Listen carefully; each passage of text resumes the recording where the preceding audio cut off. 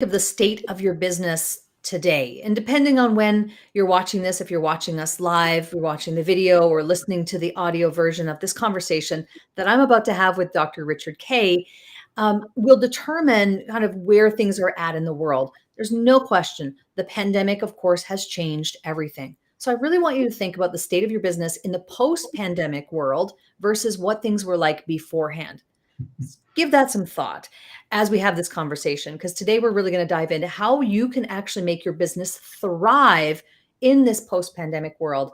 Dr. Richard Kaye, so glad that you're here joining us on Cashing on Camera to dive into this, because I know you have a very unique methodology. You've got some really interesting strategies around this. But I want to just ask, like, about your personal experience through the pandemic. What was it like for you as a business owner and your involvement with CEO Space to really go through the pandemic? It's interesting. Yeah, we've all been affected. I mean, there's absolutely no way that you have not been affected, even if you're buried under a rock.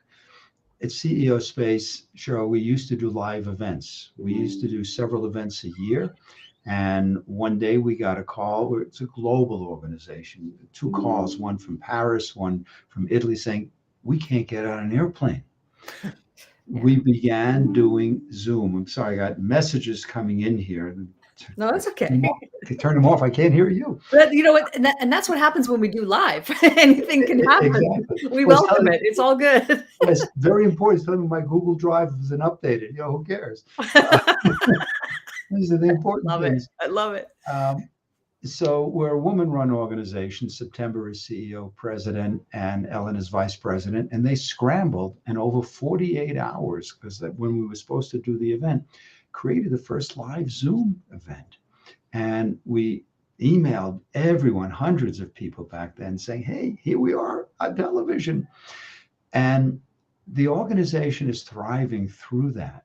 And on a personal level, I don't know about you, ladies and gentlemen, I used to travel 2, sometimes 3 times a month. Yeah. And we're now going back to that. This is the vehicle that we use, whether it's this particular platform, most people use Zoom. That's how we conduct business. So before we went live, we talked about, certainty and uncertainty. When you're certain, absolutely certain about something, that's stagnation, that's death.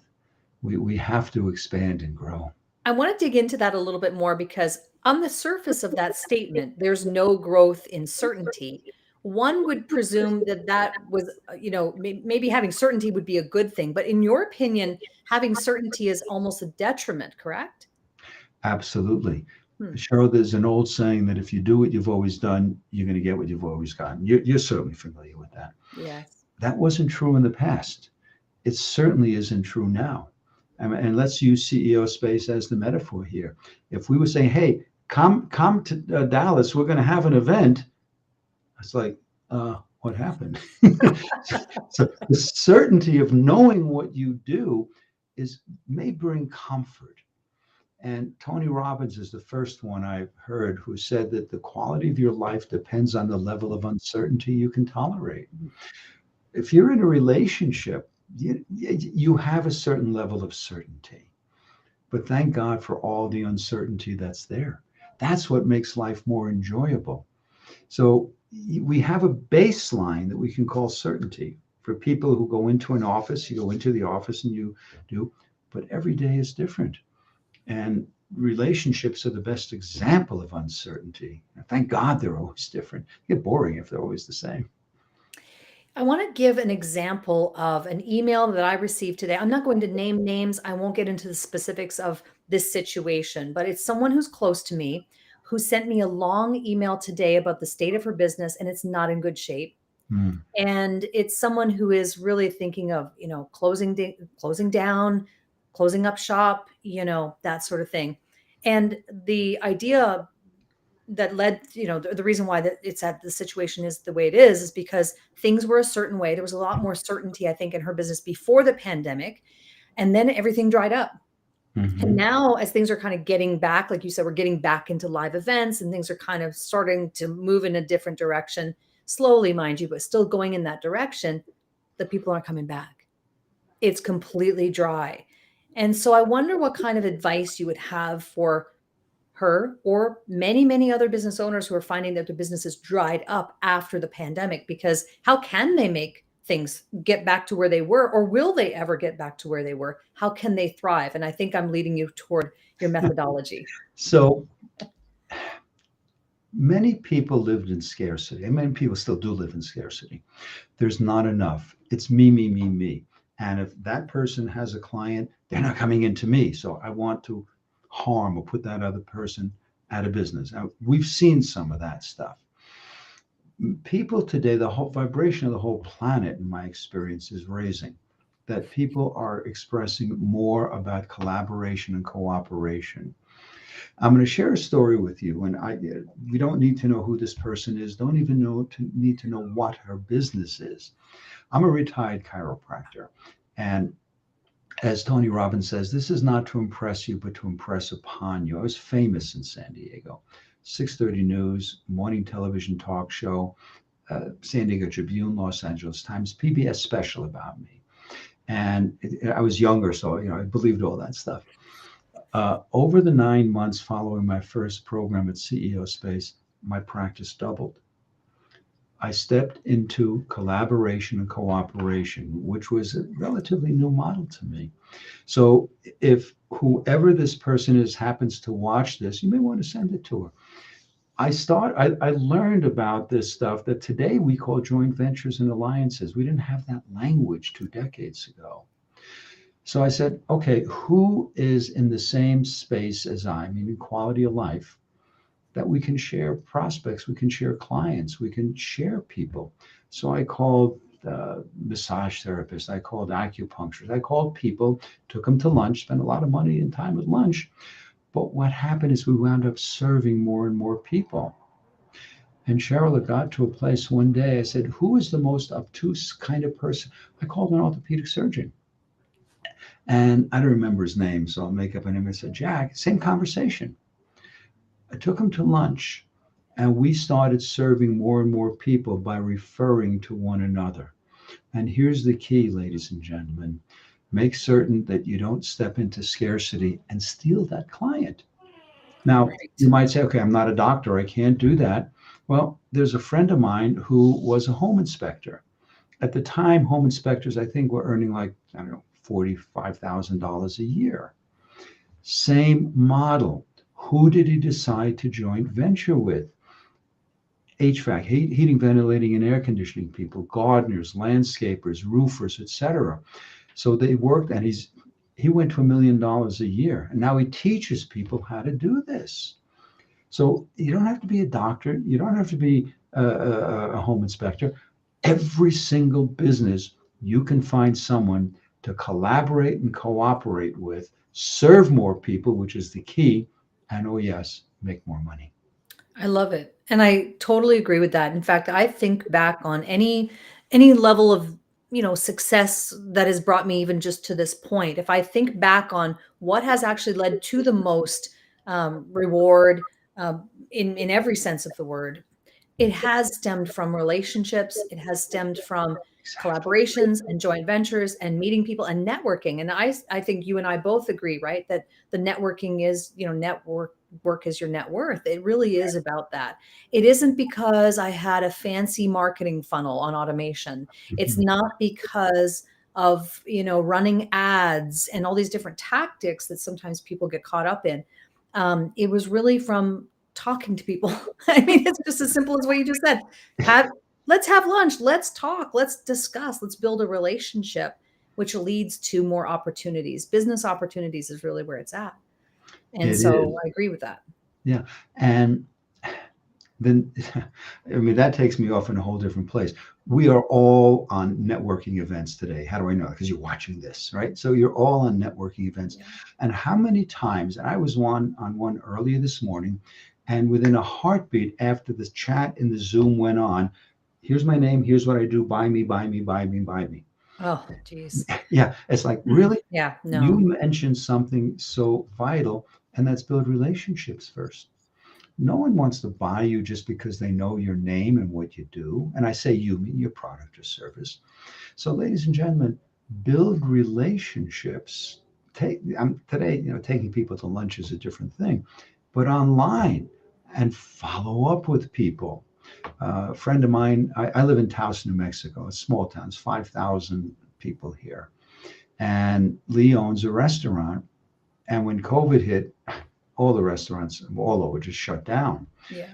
They didn't start to open up for in, but they opened up for to go. And he still can't open because he can't find anyone to work. He said, Richard, I'm paying $15. Now, it's not an abundant community. He said, I'm paying people $15 an hour to come work. He says, nobody wants to work. So get out of your comfort zone. That's the certainty. I would be a little obnoxious here of lying on the sofa watching Days of Our Lives or something. There's certainty in that. There's no growth. So you, as an entrepreneur, you have to grow. One of the things that I think people need to think more about is this idea of getting out there. Like you said, networking. We're both part of networking groups. I think we met through a networking group, right? So Right. we both do that and understand the value of doing that and do it properly. As you just pointed out, that's not the place to start pitching all your wares. But people don't have patience anymore. They just have no patience. They want to ram that product and service down your throat. They want you to buy it. They want you to, and I think there's a lot to be said around patience. What say Mhm. you? I laugh because when I retired from chiropractic, my then wife used to say, you finally figured it out. You don't have to practice anymore. You don't need patience. So that's a long time. There's a doctor joke. It's a poor one, but yeah. Um, Patience is so important. And as you said, people ram it down your throat. Like you must build relationships. Building relationships, and that going back to when I learned how to do that. My business education the first CEO Space program I attended, I was married to an attorney. And she looked at me and said, Richard, I learned to be an attorney. You learned to be a doctor. How come no one ever taught us how to do business? It's like, whoa, Right. we don't get that. We may be masterful at our skill or a craft. Where do we learn to do the business of that, Sheryl? And CEO Space just happens to be one amazing place to accomplish that. So even if you don't get to or explore CEO Space, and that's it. It's you get to accelerate the growth of your business. And here's a little marketing thing. If you go to that website, and it's ceospaceamerica.com, CEOSPACE America.com. Here's a little bit of marketing strategy. That website is not about how wonderful we are, how we've been here for 30 years, that Forbes and Inc. says we're the #1 conference. Nobody cares, ladies and gentlemen. Your website is about you. And you talk about how wonderful you are. The website, your marketing has to be about the consumer. We all tune into the same nefarious radio station, WIIFM. What's in it for me? So when you're marketing, talk about what someone is going to get out of it. Whether, as the woman who wrote you the email, is in a little chaos, a little crisis, what is someone going to get out of it if they come to work with you? I've been a business coach for 472 years and I can help you. Now, tell me what's going to happen to me. Am I going to grow my business? Am I going to grow personally? Am I going to have better relationships? There's a picture of a billboard I took when I teach a class on negotiation. It says, banking done for us. I said, excuse me? I was like, really? And that went through all their marketing and I said, now if that billboard said banking done for you, Right. what's the difference in the tone of that? We see a So lot of that though in the entrepreneurial space. And I think when people are not thriving, right? When they're trying to survive and they're in that mode of just like trying to make ends meet, there tends to be kind of an aura or maybe an essence of desperation that I think people can sense. And that doesn't bode well for you to move your business forward. it scares people away. Mhm. And it has the same resonance as a word I used earlier, and that's scarcity. We can tell, most people can tell, when someone says, I am desperate, please buy me, use me, as Right. distinct from how may I serve you? And I'll go back to one of our first conversations because it's one of my questions. How may I serve you? And don't worry about what you can do for me.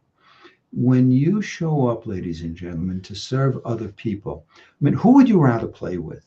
Someone who says, I need your business, or how can I serve you? And then the referrals come from that too. Yeah, and it's funny when you say that, when you say those words, I actually think of you Wow. because it was impactful to me and how you it was so simple. That sentence is so simple and it was just so direct that I Yes. recall that from the calls we've had. How may I serve you? In particular, the word serve always Yes. has struck me.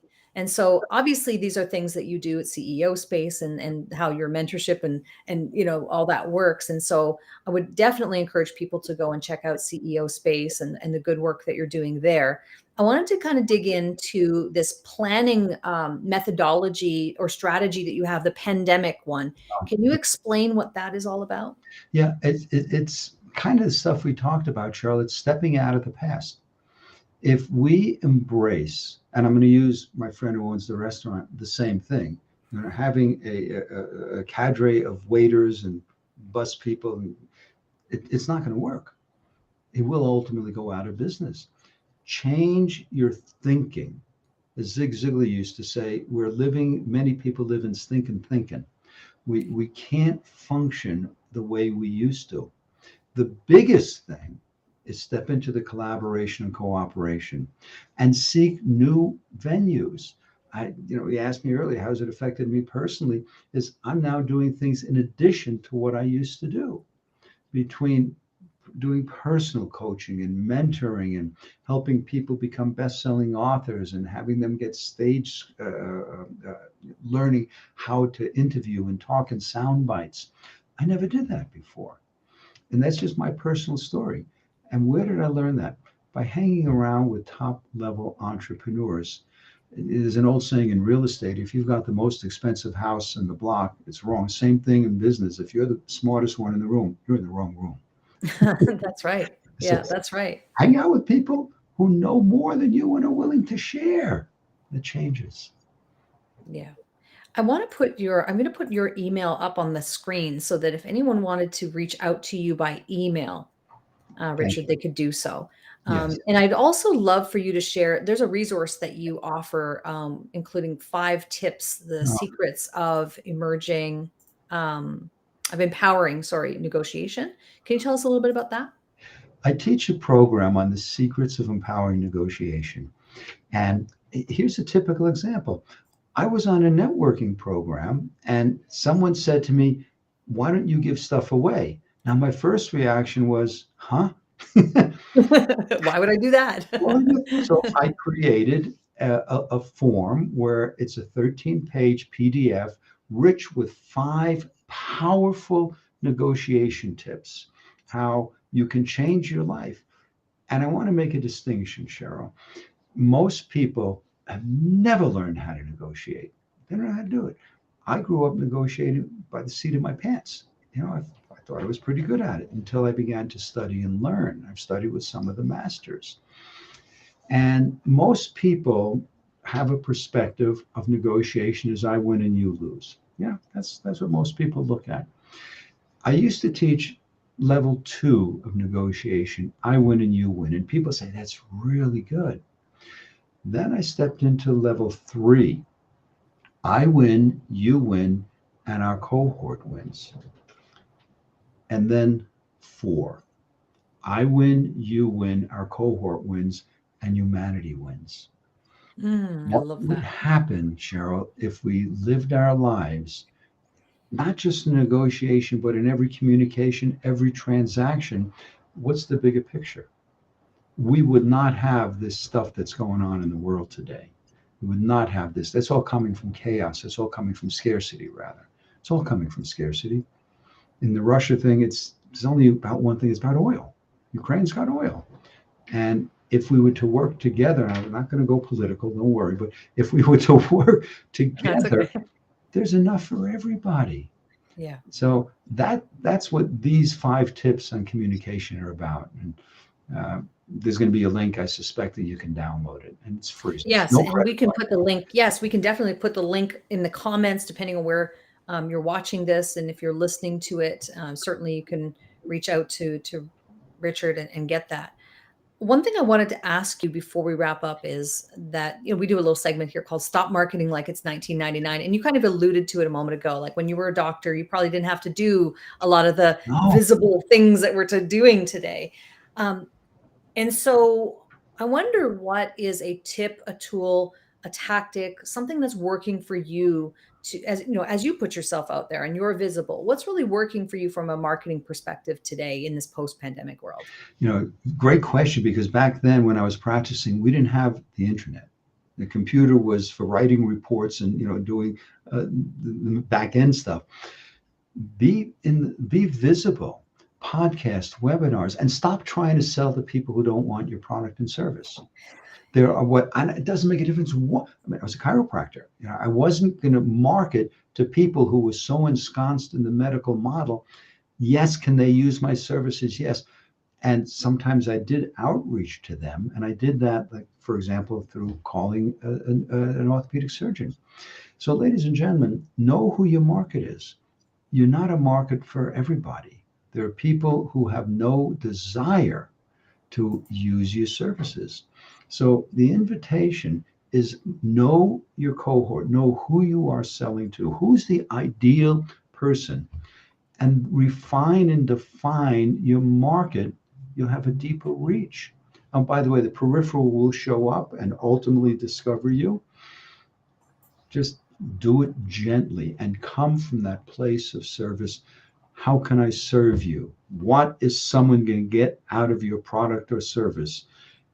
Build the excitement, and they come to you. Not everybody, but the right people.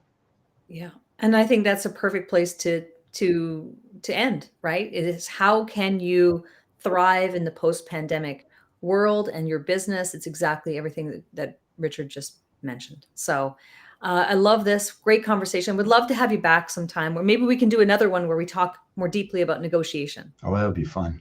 Yeah. Okay. Thank you so much for being on Cash In on Camera. We really appreciate it. Thanks, Sheryl.